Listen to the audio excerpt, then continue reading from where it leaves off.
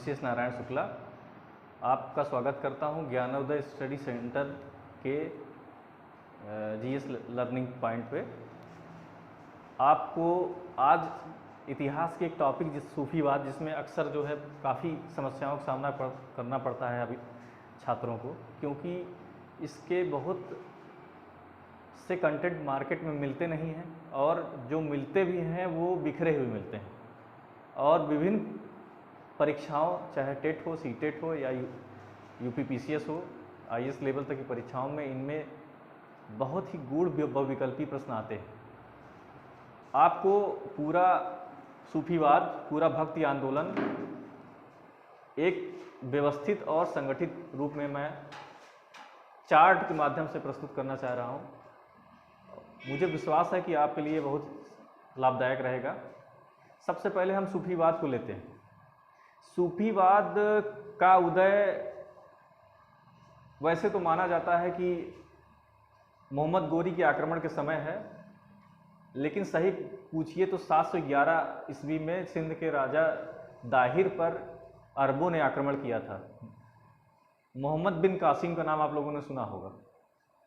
वो अरब था, उसने जो है सिंध के राजा दाहिर पर आक्रमण किया था और उसी समय से उनके साथ ही कुछ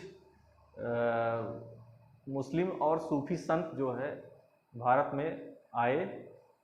यहाँ उन्होंने संपन्नता को देखा और देखने के बाद उनको महसूस हुआ कि भारत काफ़ी संपन्न है, विविधताओं से भरा देश है, यहाँ काफ़ी मात्रा में धन संसाधन उपलब्ध हैं। जो आक्रमणकारी थे उन्होंने लूटना श्रेयस्कर समझा, लेकिन कुछ ऐसे संत आए जिनको लगा कि यहाँ बस जाना, यहाँ पे अपने धर्म के प्रचार करना ये ज़्यादा बेहतर है। इस क्रम में मोहम्मद गोरी के साथ ख्वाजा मोइनुद्दीन चिश्ती आए थे। जब आक्रमण हुआ भारत पे मोहम्मद गोरी का, उस समय एक धर्म प्रचारक और एक रचनाकार या संहिताबद्ध करने के रूप में, एक धार्मिक गुरु के रूप में ख्वाजा मोइनुद्दीन चिश्ती आए, जिन्होंने भारत में अजमेर में रुककर चिश्तिया संप्रदाय की स्थापना की।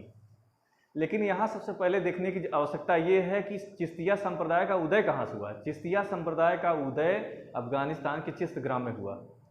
ऐसा माना जाता है कि चिश्तिया संप्रदाय का प्रारंभकर्ता अबू इस्तिहाक था। अबू इस्तिहाक।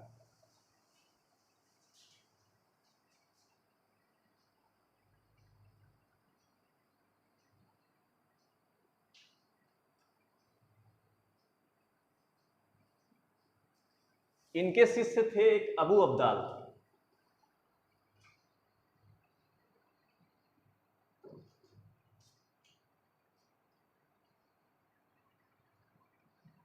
ये शिष्य थे इनके। इन दोनों ने मिलके चिश्तिया संप्रदाय की स्थापना अफगानिस्तान के चिश्त गांव में की।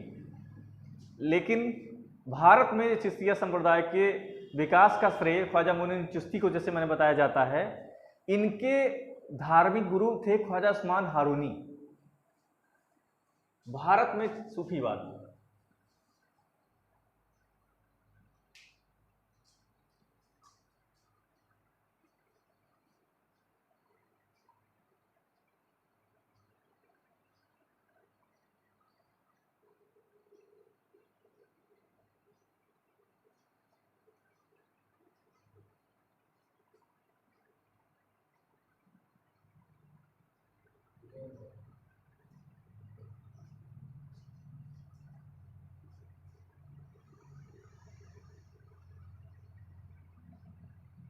इनके गुरु थे ख्वाजा उस्मान हारूनी।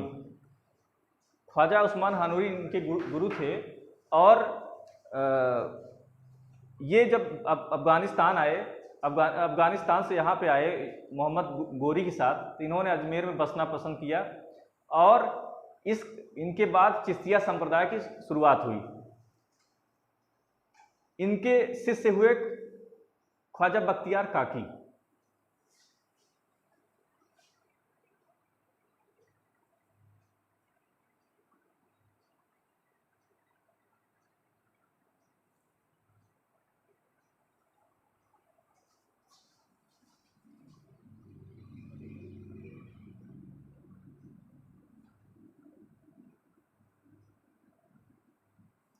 ख्वाजा बख्तियार काकी इनके शिष्य हुए, और ख्वाजा बख्तियार काकी के शिष्य हुए शेख फरीद।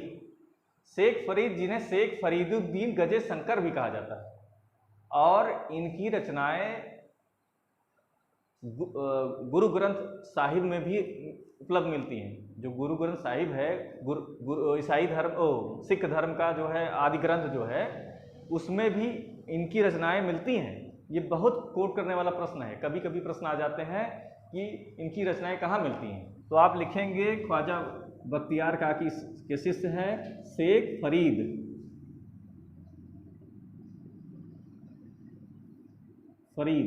इनका उपनाम था शेख फरीदुद्दीन गजे शक्कर। उसको आप ध्यान दे दीजिए, लिख नहीं रहा हूं। शेख फरीदुद्दीन गजे शक्कर, इनकी रचनाएं आदि ग्रंथ में मिलती हैं।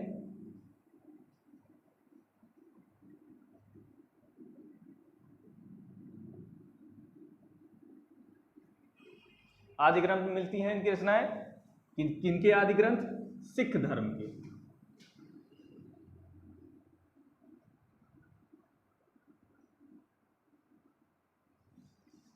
ठीक है।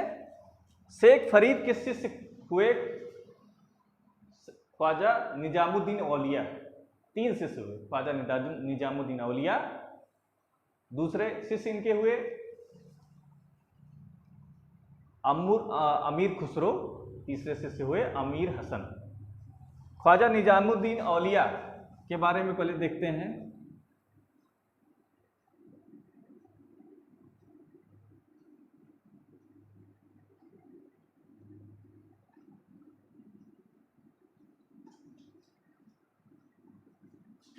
निजामुद्दीन औलिया को महबूबे इलाही कहा जाता था।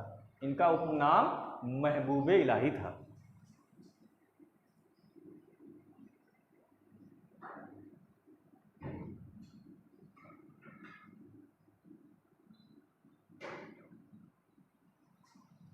इनकी समाधि दिल्ली में मिलती है। ये भी प्रश्न आता है कि इनकी समाधि कहां पे है।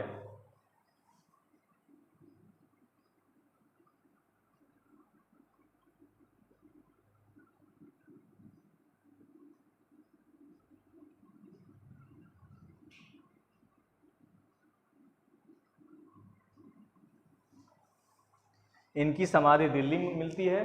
इनके बारे में कहा जाता है कि इन्होंने 7 सुल्तानों का शासन देखा था, और ये ऐसे शेख संत थे जो अलाउद्दीन खिलजी के ऊपर खूब नाराज थे, और इन्होंने अलाउद्दीन खिलजी से मिलने से मना कर दिया था। इन्होंने कहा था मेरे घर में 2 रास्ते हैं, एक रास्ते से सुल्तान अंदर आएगा, दूसरे से मैं बाहर चला जाऊंगा। अलाउद्दीन के बार बार आग्रह के बावजूद ये उनसे मिलना पसंद नहीं किए, और इन्होंने अपने पूरे जीवन काल में 7 सुल्तानों का शासन देखा है। मोहम्मद तुगलक तक इन्होंने शासन देखा है। इनके ही कलीग शिष्य थे अमीर खुसरो, जिसे तूतिए हिंद, वो स्वयं को अपने आप को, उसे कहा है नहीं जाता था, वो स्वयं को कहता था तूतिए हिंद। और दूसरा शिष्य थे इनके साथ साथ जो है दूसरे गुरु भाई थे इनके अमीर हसन, जिन्हें अमीर हसन दहलवी कहा जाता था। अब आते हैं इनके शिष्यों के नीचे। निजामुद्दीन औलिया के प्रमुख शिष्य थे शेख सलीम चिश्ती, जिनकी दरगाह फतेहपुर सीकरी मिलती है।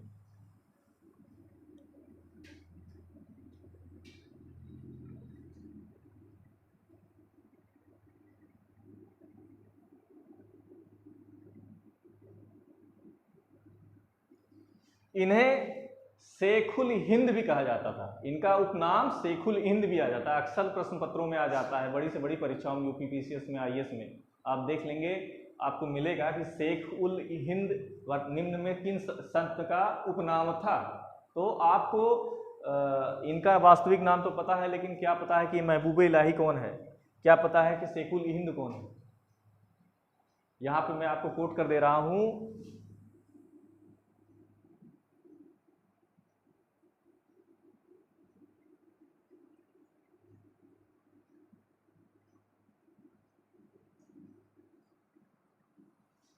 शेख उल हिंद को कहा जाता था। और आपको एक जानकारी विशेष रूप से बता रहा हूं कि अकबर ने अपने बेटे सलीम का नाम इन्हीं के नाम पर रखा था।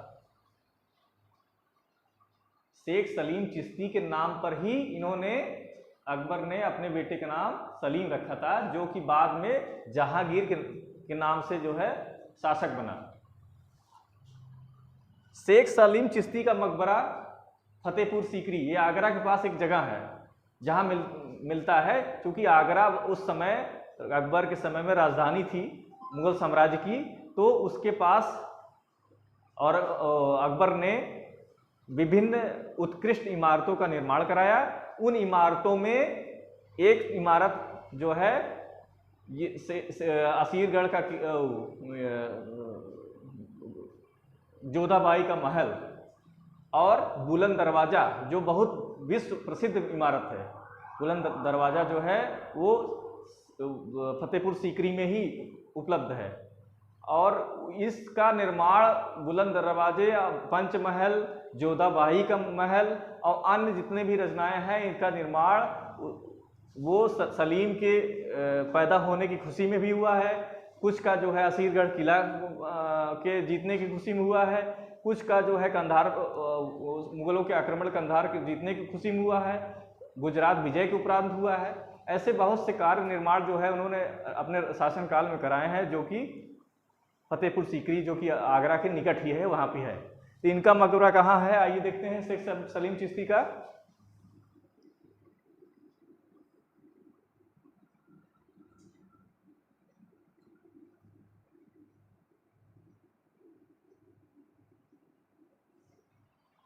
फतेहपुर सीकरी में अब आप ऊपर से देख रहे हैं कि ये फिर से देखिए, अबू इस्तिहाक ने चिश्तिया संप्रदाय की स्थापना की। कहाँ पे की? अफगानिस्तान के चिश्तग्राम में। उसका शिष्य अबू अब्दाल था, दोनों ने मिल की थी। इन्होंने एक संप्रदाय बनाया, इसके पहले से ये हुए, दोनों ने मिलकर इसको व्यापक रूप से प्रचार प्रसार किया। उसके बाद भारत में सूफीवाद का उदय ख्वाजा मोइनुद्दीन चिश्ती ने किया, जिनका अजमेर में इनका जो है मकबरा है, जहाँ पे लोग बड़ी संख्या में जाते हैं। और ये जो है अजमेर राजस्थान प्रदेश का एक बहुत सुप्रसिद्ध जिला है, क्योंकि यहाँ पे दो महत्वपूर्ण तीर्थ स्थल हैं। मुसलमानों के लिए ख्वाजा मोइनुद्दीन चिश्ती का मकबरा है, हिंदुओं के लिए ब्रह्मा जी का इकलौता मंदिर है। इस वजह से अजमेर का सांस्कृतिक तीर्थ स्थल के रूप में बहुत ही बड़ा नाम है। उसके बाद ख्वाजा, इनके शिष्य हुए ख्वाजा बख्तियार काकी। ख्वाजा बख्तियार काकी के शिष्य हुए बाबा फरीद, शेख फरीद जिनको कहा जाता है। इनका एक उपनाम मैंने बताया अभी पिछली बार कि शेख फरीदुद्दीन गजे शक्कर। इनकी रचनाएं आदि ग्रंथ में सिख धर्म में मिलती हैं। इसके अलावा दिल्ली में इनके शिष्य थे निजामुद्दीन औलिया, अलाउद्दीन साबिर और नसीरुद्दीन चिराग दहलवी। फिर निजामुद्दीन औलिया को महबूब इलाही, सुल्तान इलाही कहा जाता था, और दिल्ली के निजामुद्दीन में इनकी समाधि है। उसके बाद इनके शिष्य हुए शेख सलीम चिश्ती। शेख सलीम चिश्ती को शेख उल हिंद कहा जाता है। इनकी समाधि फतेहपुर सीकरी में है। इसके बाद आप इसमें कई और शाखाएं हैं, जिनका आज इसी वीडियो में नहीं बता रहे हैं। हम इसको अलग से डिस्क्राइब करेंगे, क्योंकि इन्हीं एक शाखा में माने जाते हैं अमीर खुसरो। अमीर खुसरो अपने आप में एक टॉपिक है, क्योंकि अमीर खुसरो बहुत प्रसिद्ध कवि थे। उनके बारे में 3-4 लोकोक्तियाँ प्रसिद्ध हैं कि ये कहा जाता है कि उन्होंने ईरानी तंबूरे और भारतीय बीड़ा को मिलाकर सितार बनाया था। तबले का आविष्कार उन्होंने किया था। वो खुद को तूतीय हिंद कहता था। अमीर खुसरो हिंदी खड़ी बोली का जनक भी माना जाता है। इस वजह से अमीर खुसरो का जो है भारतीय इतिहास में एक बहुत बड़ा योगदान है। अब आप लोग सोचेंगे कि अमीर खुसरो एक मुस्लिम कवि और खड़ी हिंदी का जनक, उनके साथ साथ यही उपलब्धियां नहीं है, उन्होंने कई ऐसी रचनाएं लिखी हैं जिनका नाम आशिका, नूरुल फुतूह, इसके अलावा तुगलक नामा, चूँकि उन्होंने एक महत्व इस तरह की कई उन्होंने रचनाएं लिखी जो बहुत मतलब विश्व प्रसिद्ध रचनाएं हैं। लेकिन आपको एक जानकर आश्चर्य होगा कि निजामुद्दीन औलिया ने भी 7 सुल्तानों का शासन देखा था और अमीर खुसरो भी 7 सुल्तानों के राज दरबार में रहे हैं। इन्हीं में से एक अमीर हसन थे, जिन्हें अमीर हसन ए दहलवी कहा जाता था। इन्हें भारत का सादी भी कहा जाता है। ये सब बहुत गूढ़ टॉपिक हैं, इसमें पढ़े हैं। इसके अलावा ये तो चिश्तिया सिलसिले की हम बात कर रहे हैं, इसके अलावा काफ़ी ऐसे सूफी संतों में सिलसिले हुए, जैसे नक्शबंदी सिलसिला। नक्शबंदी सिलसिला की स्थापना ख्वाजा अब्दुल्ला अहरार ने की थी, जिनका प्रमुख शिष्य बाबर था। आपको जान के आश्चर्य होगा कि जो एक सिलसिला है कादरियानी सिलसिला, कादरियानी सिलसिला की स्थापना मुल्ला शाह ने की थी, जिनका प्रमुख शिष्य कौन थे? आपको पता होगा कि इतिहास में मुगल काल में केवल एक ही शासक था जिन्होंने उपनिषदों का अध्ययन किया था, उनका अनुवाद किया था। उस शासक का नाम था दारा शिकोह। दारा शिकोह शाहजहां का बड़ा लड़का था, लेकिन औरंगजेब से लड़ाई में औरंगजेब ने उसको परास्त किया 4 बार, 4 लड़ाइयाँ लड़ी। औरंगजेब ने उनसे 4 लड़ाइयाँ उसको परास्त किया और उसको और उसके पुत्र सुलेमान शिकोह, जो कि भाग के नेपाल में शरण लिया था, नेपाल में कर रहे हैं, कश्मीर में शरण लिया था, उसको भी ढूंढवा के उसने मरवा दिया था, अंधा करवा दिया था। बहरहाल इस टॉपिक में आपने भारत में सूफीवाद के बारे में एक स्ट्रीम लाइन देखा है। इस वीडियो को आप लोग जो है इसमें कमियां और लाइक कमेंट जो भी है आप दें। नमस्कार।